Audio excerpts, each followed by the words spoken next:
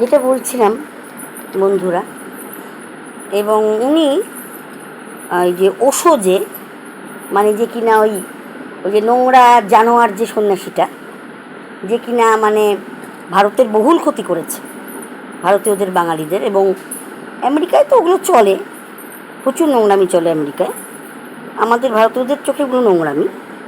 উনি কী করে সাধু হয়ে, সন্ন্যাসী হয়ে নোংরামিগুলোকে প্রশ্রয় দেন, উপভোগ করেন আমি জানি না।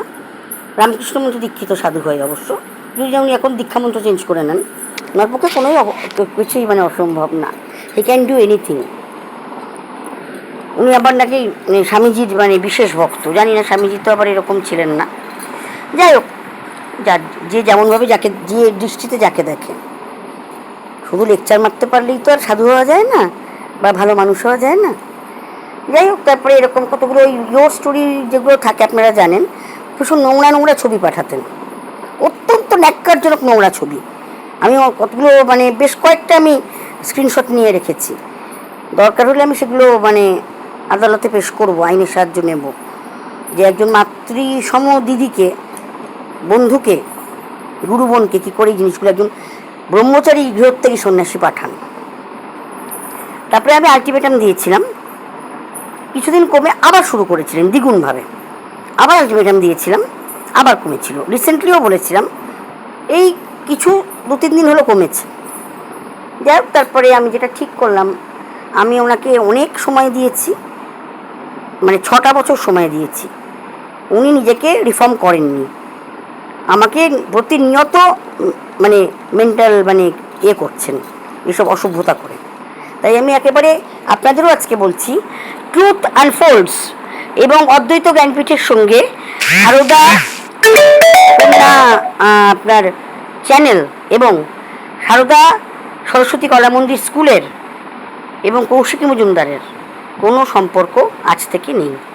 আপনারা ভুল করেও কোনো কিছু আমার ওখানে জিজ্ঞেস করবেন না, বা আমাকে ওই চ্যানেল, ওই সংস্থা, ওটা কোনো জ্ঞানপীঠ নয়, ওটা সংস্থা, নোংরামি ওরা বিক্রি করে, নোংরা নোংরা ছবি বিক্রি করে ওরা।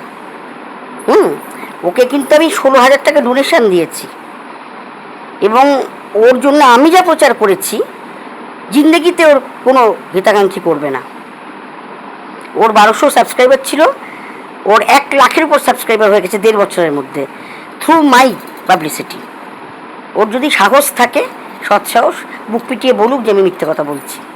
যাই হোক, আমার অনেক সময় নষ্ট হয়, অমূল্য সময়, এসব আজে বাজে লোকের পেছনে, যারা সাধুর ফেক নিয়ে ঘোরে এবং নারীদের ভোগ্যপণ্য হিসেবে দেখে।